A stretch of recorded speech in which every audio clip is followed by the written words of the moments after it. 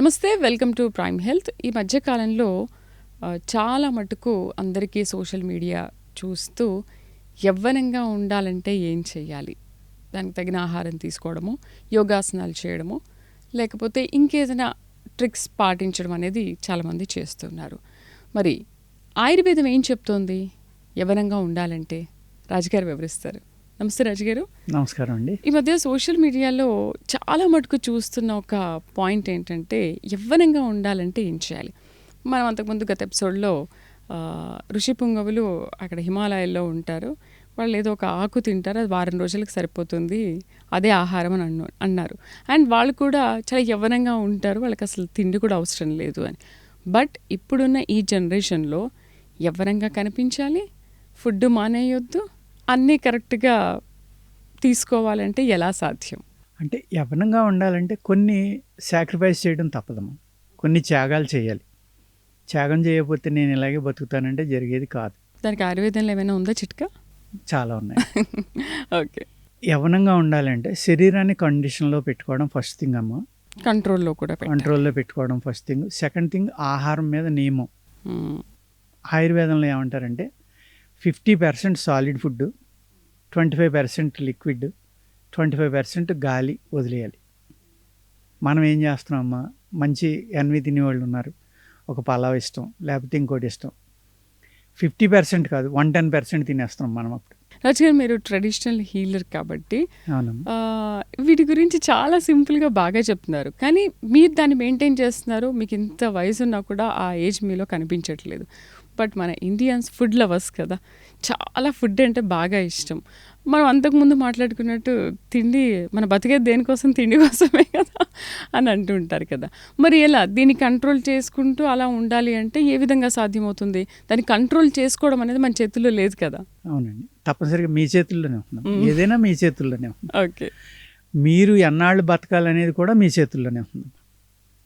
ఎందుకు అంటే నేను మీకు గత ఎపిసోడ్లో చెప్పా, రోజుకి ఎన్నిసార్లు శ్వాస తీసుకుంటారు, శ్వాసను ఎలా దాచుకోవచ్చు అని. 21,000 అలా దాచుకుంటే మీరు కావాల్సిన నాళ్ళు బతకొచ్చు కదమ్మా.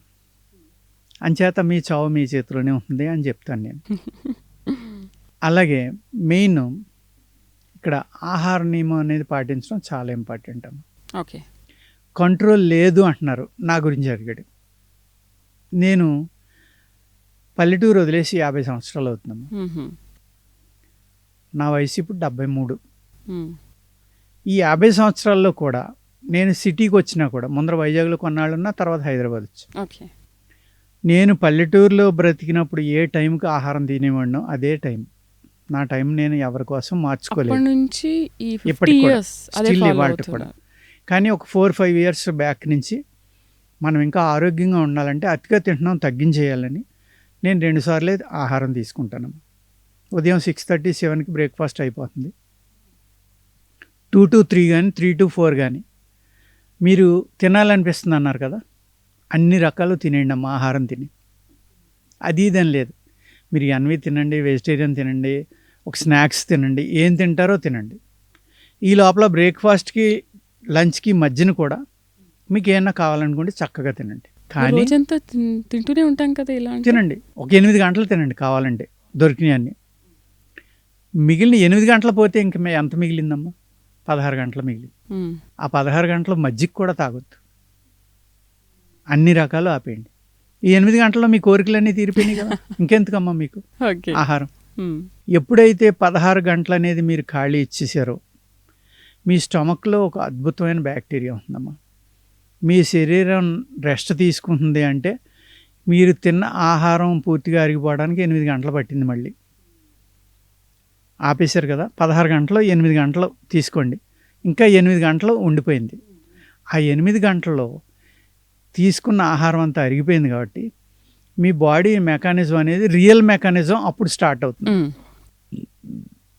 అప్పుడు స్టార్ట్ అయ్యి మీకు బాడీలో ఇమ్యూనిటీ పెరగడం కానీ, ఇమ్యూనిటీ సెల్స్ పుట్టడం కానీ, కొత్త సెల్స్ పుట్టి ఉన్న సెల్స్కి జీవన ప్రమాణం లెంగ్త్ పెరగడం కానీ అన్నీ అప్పుడు జరుగుతాయమ్మా. సో దానికి కూడా కొంచెం టైం ఇవ్వాలి మనం. ఇవ్వట్లేదు. ఆ 16 గంటల టైం అనేది మనం పూర్వకాలం ఏంటంటే, ఒక కార్తీక మాసం వచ్చింది, ఒక ధనుర్మాసం వచ్చింది, ఉపవాసం అనేవారు. అలాగే ఒక వెంకటేశ్వర స్వామి పేరు చెప్పు, ఒక హనుమంతుడి పేరు ఒక చెప్పు, వారం ఏదో ఒక మంగళవారం ఉపవాసం ఉండు, శుక్రవారం లక్ష్మీదేవి, శనివారం వెంకటేశ్వర స్వామి, స్వామి. ఇలాగేదో చెప్పి, అంటే అక్కడ ఆ భగవంతుడు మీకు ఏదో చేసేస్తాడని కాదు, మీరు ఆరోగ్యంగా ఉండటం కోసం అక్కడ దాన్ని చూపించడం అనేది జరిగింది. ఇక్కడ చాలా చాలా విషయాలు ఉంటాయమ్మా. నేను చిన్న ఎగ్జాంపుల్ చెప్తున్నాను, మన సబ్జెక్ట్ కాకపోవచ్చు. అది దుర్గాదేవి ఉంది, అందరికీ 2 చేతులే ఉంటాయి, దుర్గాదేవికి 10 చేతులు ఎందుకు ఉంటాయమ్మా? ఇక్కడ యోగశాస్త్ర ప్రకారం కానీ స్పిరిచువల్గా కానీ మన బాడీలో 10 ప్రాణాలు ఉంటాయమ్మా. మెయిన్ ప్రాణాస్ 5, ఉప ప్రాణాలు 5. Okay, total 10. ఆ 10 ప్రాణాల గురించి చెప్పడానికే కాళికాదేవికి 10 చేతులు ఉంటాయి. ఆ 10 ప్రాణాల మీద మీరు ఆధిపత్యం సంపాదించడమే ప్రాణాయామం మీద ఆధిపత్యం సంపాదించడం, మీ మీద మీరు ఆధిపత్యం సంపాదించడం. ఆ దుర్గాదేవి మెడలో ఎన్ని పుర్రెలు ఉంటాయమ్మా? దండ. ఆ పూజ చేసి పూజారికి కూడా తెలుసో తెలియదో మనకు తెలియదు, 108 పుర్రెలు ఉంటాయమ్మా. 108 మీ బ్రెయిన్లో ఉన్న 108 దుర్గుణాలు. దుర్గతి నాశిని అని తప్ప రెండోది అడగకూడదు దుర్గాదేవిని అనేది హిమాలయన్ యోగులు చెప్తారు.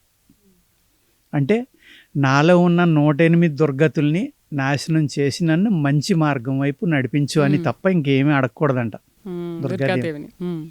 ఆ 108 దుర్గుణాలకి సింబల్గా 108 పుర్రెల్ని ఆవిడ ధరించింది మాలగా. ఈ 10 ప్రాణాలని మీరు కంట్రోల్లో పెట్టుకోమని 10 చేతుల్ని ఇచ్చింది. సూపర్. ఆవిడ యొక్క వాహనం సింహం అమ్మ. సింహం అనేది కామానికి ప్రతీక. ఆ కామం ఉంటేనే ఈ సృష్టి నిర్మాణం అనేది జరుగుతూ ఉంటుంది. స్త్రీ పురుషుడు కలగడం వల్ల సంతానం కలగటం ఇది నడుస్తూ ఉంటుంది.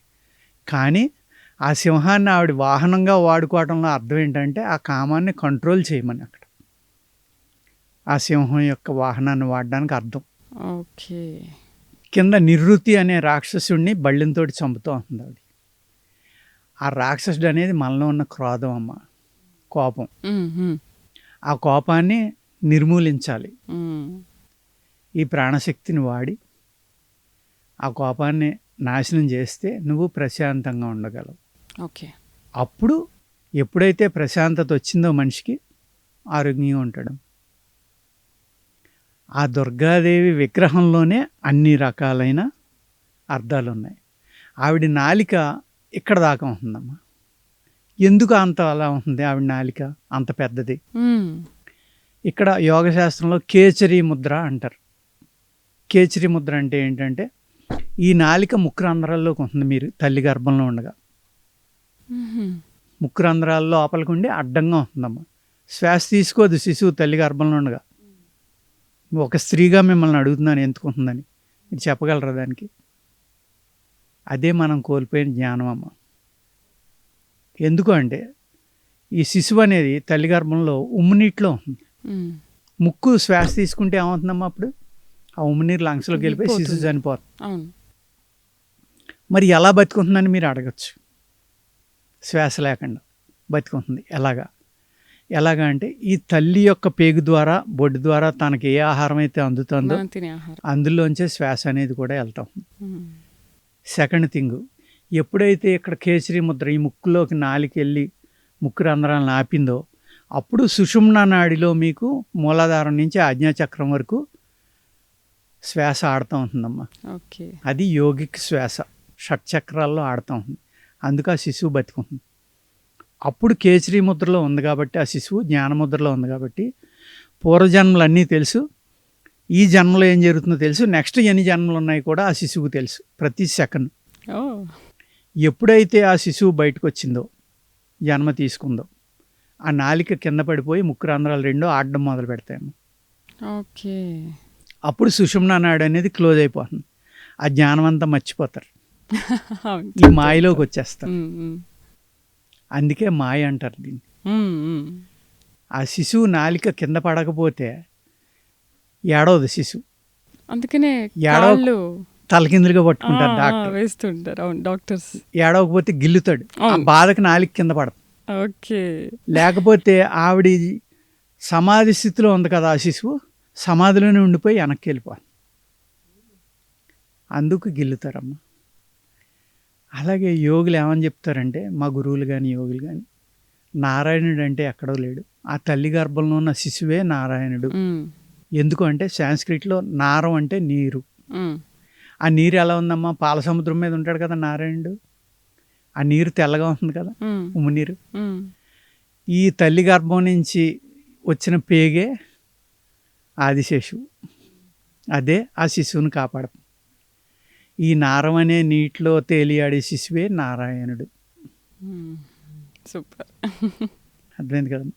అక్కడి నుంచి మనం తీసుకోవాలి, తీసుకుని మళ్ళీ ఆ కేసరి ముద్ర అనేది సాధించగలిగి యోగులు ఋషులు గురువుగా వస్తే, ఆ ప్రాణాయామం అనేది చేస్తే, ఆ శ్వాస అనేది చేస్తే మీరు ఎప్పుడు యవ్వనంగా ఉండగలరు. అదేవిధంగా మీ లైఫ్ స్పాన్ కూడా పెంచుకోగలరు.